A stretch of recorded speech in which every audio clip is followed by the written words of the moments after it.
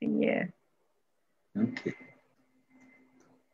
on passe à la richesse. Voilà. Donc, on est de retour suite au petit problème. Voilà, ça arrive, des fois ça arrive. Merci les filles pour votre patience. C'était vraiment très gentil. Merci de votre aide aussi. Ça arrive des fois.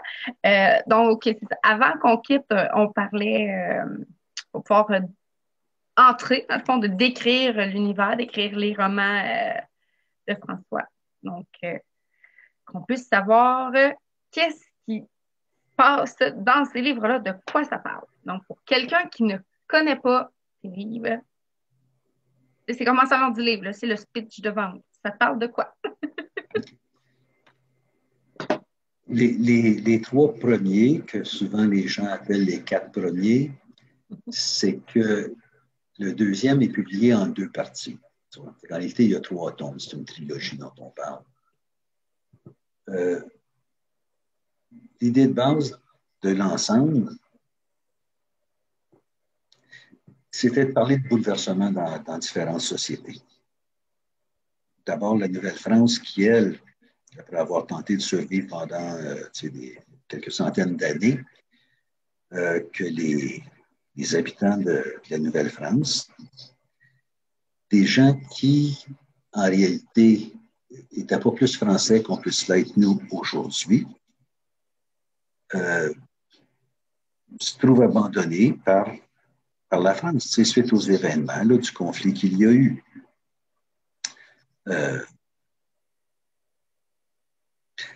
Ça ramasse en bout de ligne de l'aventure à avoir la seule chose qu'ils savaient avant le début de l'aventure, c'est une terre à défricher.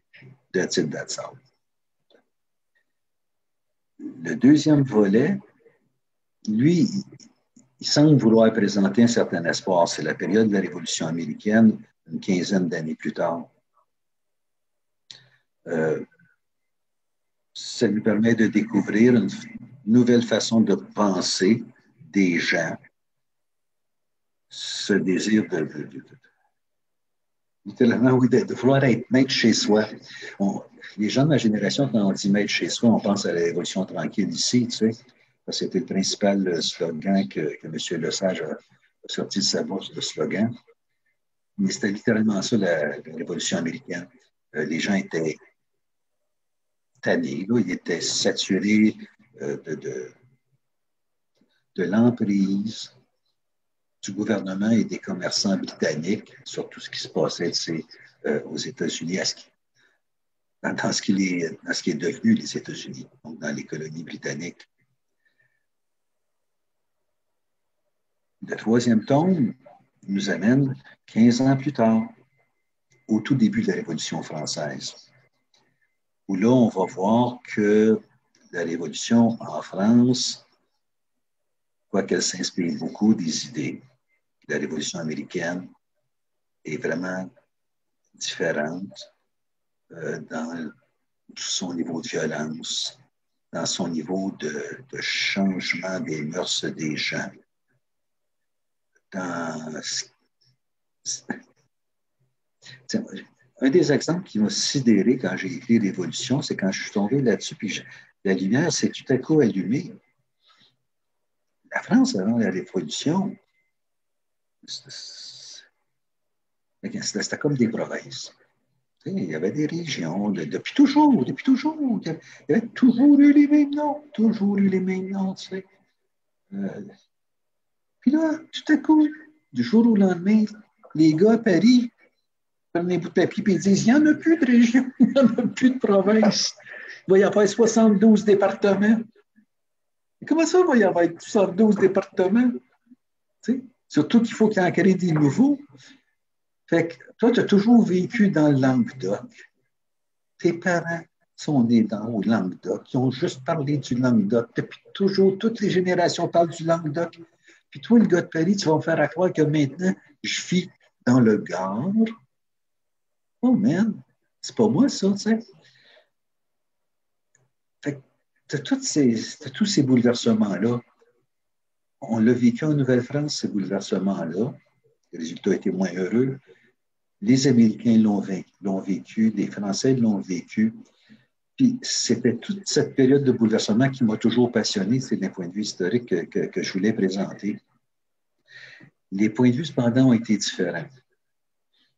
Les plaines de la Nouvelle-France, c'est mes ancêtres, c'est les tiens. C'est ceux de mes enfants et mes petits-enfants, tu sais. C'est des Paquins. Ma femme est une Paquin. Okay? C'est pas pour rien. C'est Françoise Paquin, tu sais, l'héroïne de ce roman-là.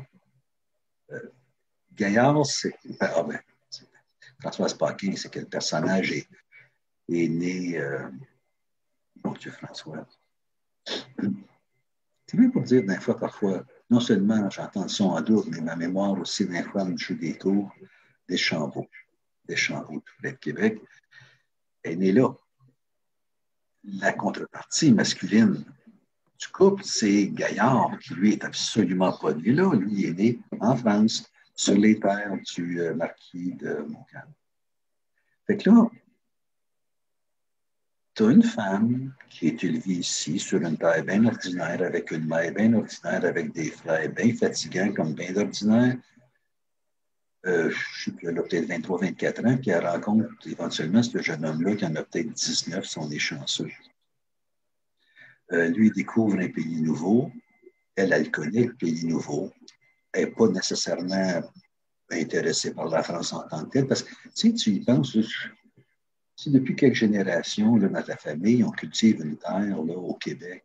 Tu n'as pas grand intérêt, surtout à cette époque-là, là, tu n'as pas Internet puis tous les médias. Tu n'as pas vraiment beaucoup d'intérêt à la France, tu vois. Fait que là, tu as le jeune couple Gaillard qui débarque ici, c'est fier, peut-être comme un bon, là, et qui va rencontrer cette jeune femme-là. Puis c'est la rencontre de ces deux univers qui sont si différents que j'ai tenté d'exploiter dans les plaines de Nouvelle-France. Et j'ai tenté de l'exploiter à différents niveaux parce qu'il y avait aussi des antithèses comme le marquis de Vaudreuil et le marquis de Montcalm. Le marquis de Vaudreuil, on oublie souvent, même si on nous le dit à l'école, mais on ne l'a peut-être pas assez bien. On ne l'a peut-être pas dit de la bonne façon. Le marquis de Vaudreuil, il est 100% québécois, ce gars-là. Il n'y a rien de français à part de faire partie de la noblesse de France. Le gars, il est né au Québec. Son père a déjà été gouverneur de la Nouvelle-France. Puis le marquis de Montcalm, c'est l'antithèse de ça. Bonjour, Micheline.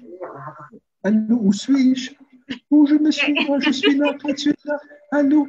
Ouf! Marquis de Montcalm, c'est l'antithèse. OK?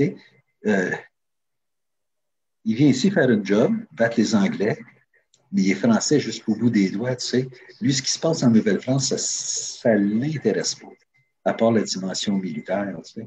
Le paysan ne l'intéresse pas, la noblesse d'ici ne l'intéresse pas. Okay? Fait que lui et le marquis de Vaudreuil, ils ne peuvent pas s'entendre. Puis cette mésentente va amener, en grande partie, tu sais, la chute de la Nouvelle-France. Puis je ne pouvais pas m'empêcher d'insinuer dans l'histoire l'intendant Bigot, tu sais, le symbole même de la corruption. Alors, et aussi, tu ne peux pas penser à la Nouvelle-France sans penser à l'importance des tribus autochtones à l'époque. Parce que entre nos ancêtres québécois et les Autochtones, il y avait peut-être juste 3-4 pieds de différence, là, tu sais, parce qu'ils vivaient pas mal tous un petit peu de la même façon, subissaient les mêmes hivers, les mêmes famines, les mêmes disettes. Fait que c'est un peu tout ça que j'ai voulu décrire, que j'ai voulu plus raconter que décrire, là, que j'ai voulu raconter. Tenter aussi d'éloigner l'histoire de la vision officielle, de la vision qu'on nous donnait à l'école. Tenter de faire ça plus au niveau personnel. Comme je disais un petit peu plus tôt, raison pour laquelle je cite à l'occasion des lettres de la correspondance de Montcalm avec son épouse, mais aussi de notre bon ami James Wolfe, le super méchant dans nos livres d'histoire à nous, en tout cas, mais qui était un pauvre mec complètement complètement 100% dédié à la plus grande gloire de l'Angleterre. Évidemment, aujourd'hui, quand on dit des choses comme ça n'a absolument aucun bon sens, aucune résonance, tu sais. Mais le gars, il va avoir une trentaine d'années. Il est malade. Il est malade. Si tu le laisses aller, il va mourir dans 2 ans tout seul. Il n'a pas besoin d'aide, tu vois. Puis là, il, il reçoit ce commandement, puis il part. Il est content, il est content, il est content, il est content. Puis les affaires ne fonctionnent pas. Pas tout comme il voulait, tu sais. Absolument pas. Et je me souviens, entre autres, tu sais, d'une lettre que je cite, que j'ai traduite, qu'il écrivait à son père. C'est pathétique, tu sais, parce que dans la lettre, tu as le fait qu'il a toujours aimé son père, puis son père n'a jamais peut-être vraiment montré l'affection. Puis là, il dit qu'il tousse comme un bon, puis il a hâte de partir. Et j'ai trouvé ça d'un pathétisme, ça faut dire, typiquement britannique victorien jusqu'à un certain point, tu sais. Un vrai loser qui finit pour son pays par être le super-héros. Parce que ça s'adonne qui est mort sur un champ de bataille. Alors, évidemment, il ne fallait pas oublier, dans les plaines de Nouvelle-France, le saccage que les troupes anglaises ont fait là, le long de la rive nord et de la rive sud au-dessus de Québec. Là, ça n'a vraiment pas été un cadeau, ça. Puis il ne faut pas aussi oublier, puis ça, c'est un petit bout que j'ai été content d'écrire, les massacres dans les villages aux frontières entre la Nouvelle-Angleterre et le Québec. On a souvent peut-être l'impression, nous, que tu avais les méchants Iroquois, tu sais, qui couraient après tous les petits Québécois, les Canadiens français, pour leur couper les couettes de sa tête. Fait que j'en ai profité pour peut-être relever un incident où c'était tout le contraire, que c'est plutôt nos gars qui sont descendus à German Flats, puis qui vraiment ont agi, oui, comme il ne faut pas agir quand on dit des bons garçons. Notre ami Gaillard, le jeune facteur de France, tu sais, il est pogné là-dedans, entre autres choses. Il n'aime pas ce qu'il voit. Puis là, il revient par la suite à Montréal. Puis qui est-ce qui est pogné à le recevoir? C'est Françoise. Qu'est-ce qu'elle fait, elle, avec ça, tu sais? Avec son héros démoli. Ah, mon Dieu, je te dis, écrire un roman, ça peut être toute une job, des fois. Puis là, on perd la bataille des Plaines. Montréal se rend en 1760. Qu'est-ce qui arrive avec Françoise, avec notre héroïne? Ben, les gens ici ont eu le choix soit d'être rapatriés en France, de demeurer ici ou de s'en aller en quelque part dans les possessions britanniques. Françoise, elle décide de partir pour la Louisiane. Évidemment, puisque c'est un roman, elle ne va jamais s'en aller. OK? Ben non, oui, bon. Elle finit par s'y rendre après avoir passé par Boston, là, où elle se lie d'amitié avec un personnage, une jeune femme bien intéressante qui voulait apprendre le français. Puis, éventuellement, Françoise se retrouve en Louisiane. Mais là, ce qui se produit, c'est que, pas chanceuse, la Louisiane qui était française devient possession espagnole. Et les Espagnols n'ont jamais été quelqu'un de bien, bien le fun comme gouverneur de province, de territoire. Même s'ils sont aussi catholiques, sinon plus que les Québécois. Ce qui amène Françoise en Caroline du Sud. Pourquoi la Caroline du Sud? Ben là, tu as tout ce qu'il faut pour écrire une aventure. Tu as d'abord les plantations, l'esclavage. Tu as d'abord le fait qu'en Caroline du Sud, tu n'as pas 15% de la population qui est blanche. Le restant, ce sont des Noirs et des tribus autochtones. Tu te retrouves avec de ce que je me souviens un petit peu par cœur, des petits villages comme Georgetown, là, qui est près de la plantation où la nouvelle héroïne Moon demeure. Je ne sais pas. Ils sont peut-être 400, peut-être 450 blancs dans le comté pour 10 000 esclaves noirs.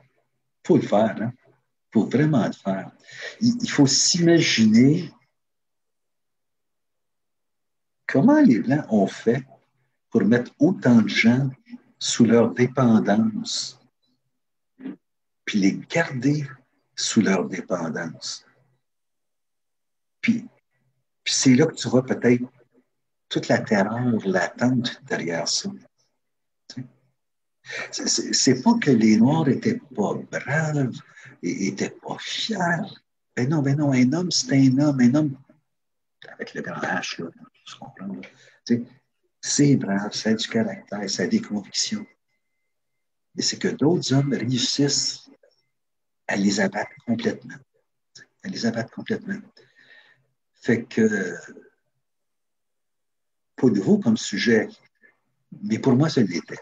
Pour moi, ça l'était. Fait que j'ai fait des recherches. J'ai un ami qui m'a, par un peu hasard, ramené un livre. Il était en voyage au moment où j'écrivais ça. Il revient avec un petit livre qu'il avait ramassé à Vicksburg. C'était les mémoires d'un esclave quelques années après la période où j'écrivais, 13 étoiles. Parlant du diable, 13 étoiles, là, c'est que le premier drapeau américain avait 13 étoiles. Parce qu'il y a 13 colonies qui sont révoltées. C'est de là que j'ai pris le titre du volume.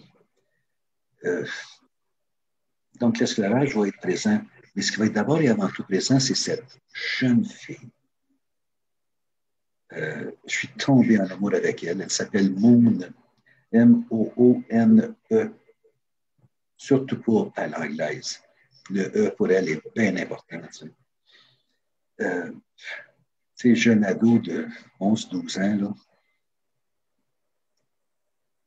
Puis c'est ça, c'est que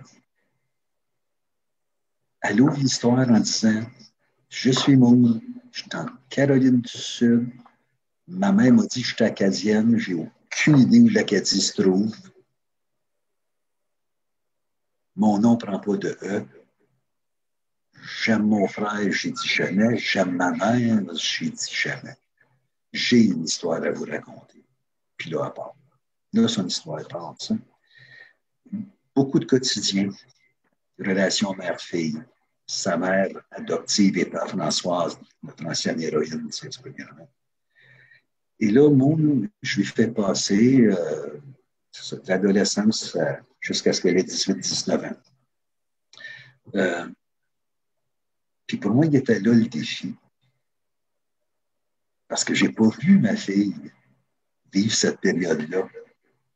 Puis j'ai toujours voulu, la voir vivre cette période-là. Fait que là, m'inspirant de la fille de ma fille,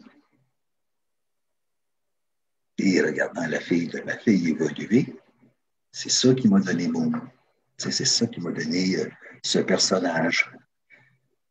Personnage qui côtoie les esclaves, ce sont ses amis. Côtoie les Blancs, ce sont ses amis. Sa meilleure amie, c'est une Cherokee. Plus tard, sa deuxième meilleure amie, ça va être une Iroquoise. Puis à la fin, là-dedans, elle vieillit, elle devient femme. Elle tombe en amour avec un compagnon du marquis de Lafayette qui voulait venir jouer au soldat ici. Et c'est tout ça, puis rien que ça. C'est sûr, George Washington, il va arriver dans le portrait. Il faut au moins un ou deux personnages que les gens connaissent. Puis, un autre personnage historique important, c'est Francis Marion. Quand je commence un roman, moi, je fais plein de recherches.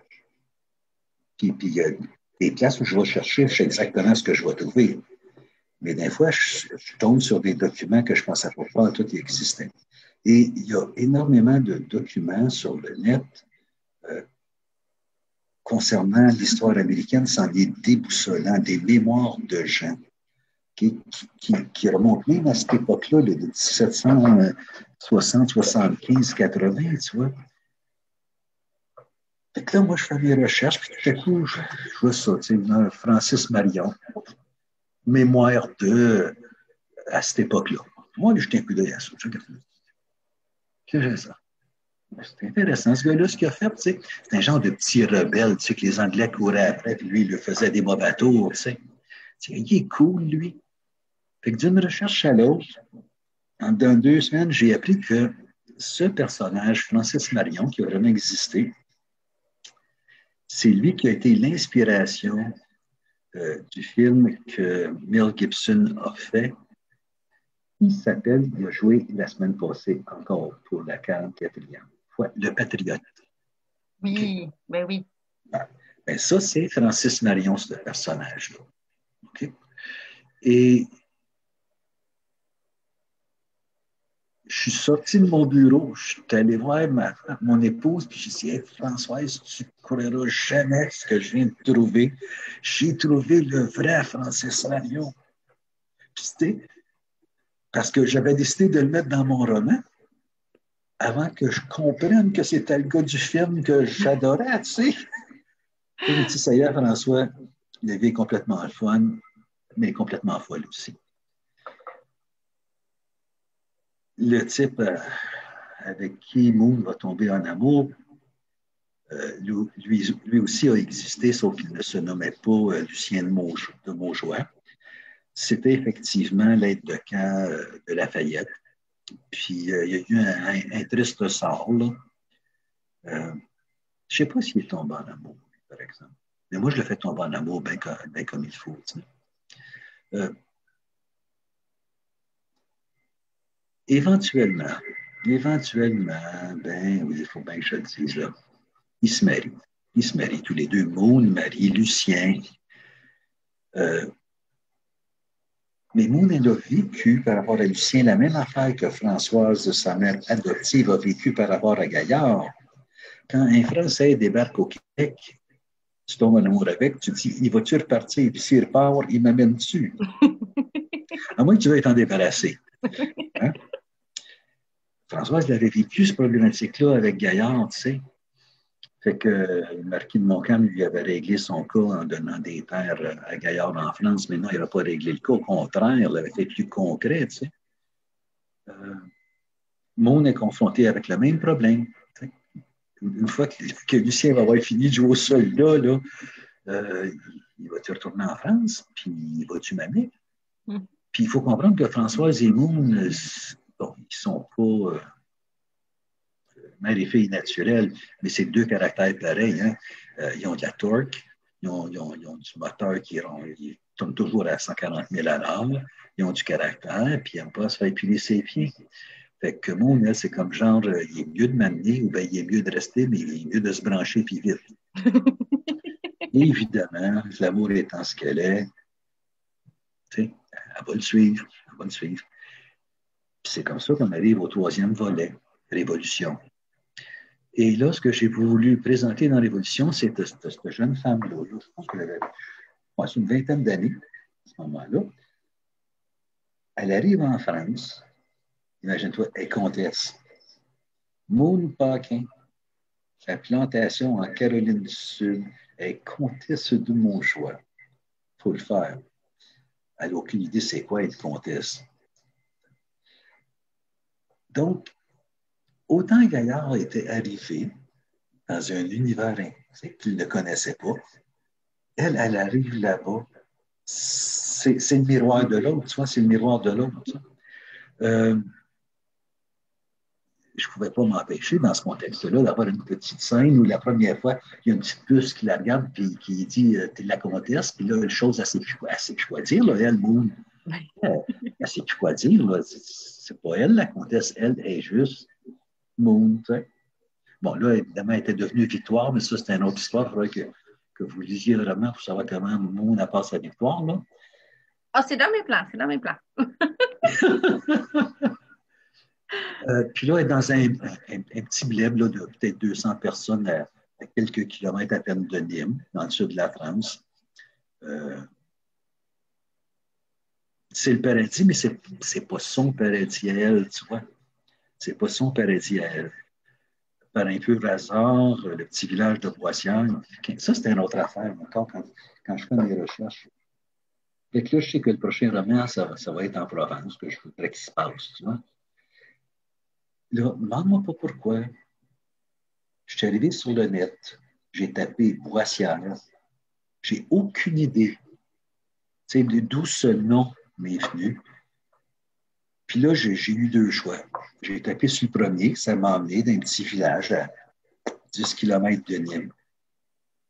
Et le petit village, ça donne à être à 10 minutes en cheval de Candiac, qui est le château du marquis de Montcalm. Ce jour-là, je me suis dit, oui, la vie est folle.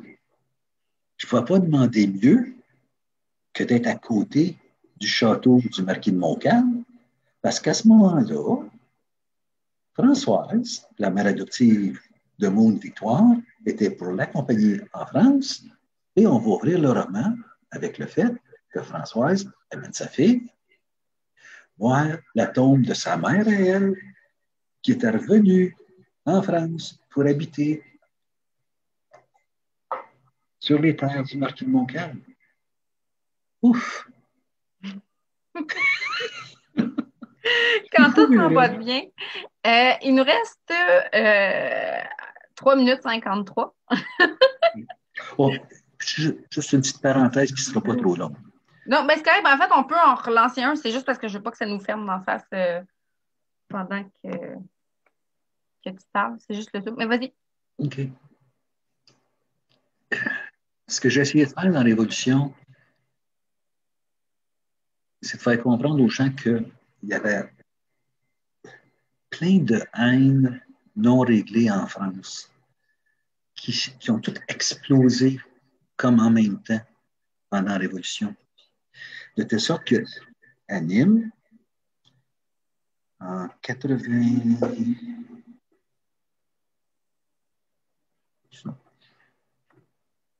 les Français, ils vont attaquer la Bastille, pognent le gouverneur de la Bastille, ils coupent la tête, promènent sa tête sur un bout de pic. Parfait, c'est parfait ça. Mais à Nîmes, il y a eu 3 jours de violents massacres qui n'avaient absolument aucun rapport avec le nouveau gouvernement de la Révolution. C'était comme une réexplosion de la haine entre protestants et catholiques. Puis ça, je ne le savais pas tant que, là encore, tant que je ne suis pas tombé sur ce sujet-là par hasard, tu vois. Fait que là, je dis, wow!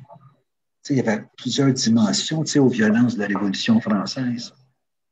Fait que je tente de prendre à peu près une dizaine de personnages de la Révolution qui semblent pas avoir de rapport ensemble, puis toutes les années ensemble à vivre ces 2 à 3 jours de violence folle. Où leur sort à toute la gang se règle, tu sais. Puis là, évidemment, il y en a-tu qui vont retourner en Amérique? On ne sait jamais cette affaire-là, comment ça finit. Bon, alors, je vais mettre un petit point à ce que je disais de tout ça. Ben, c'est vraiment très. En tout cas, j'ai hâte de lire et d'apprendre. Comme je disais, je vais me gâter après Noël. Là, ça va être des cadeaux de Noël. Donc, je me dirais en 2021, je vais pouvoir dire que je vais tomber dans ces 3 tomes-là, qui sont 4. Je vais faire comme j'ai fait tantôt. OK, je vais terminer le Zoom, je vais en repartir un. Et on va avoir 40 minutes pour parler de Napoléon et conclure les dernières questions. OK. Puis après Parfait. ça, je vais laisser les gens aller et on va aller faire dodo. Les gens travaillent demain. Donc, je ferme ça. Je repars un Zoom. Vous allez retrouver le lien en commentaire sous l'autre. Donc, on se voit bientôt. OK. Bye bye. Non, c'est pas ça qu'il faut que je fasse. C'est ça.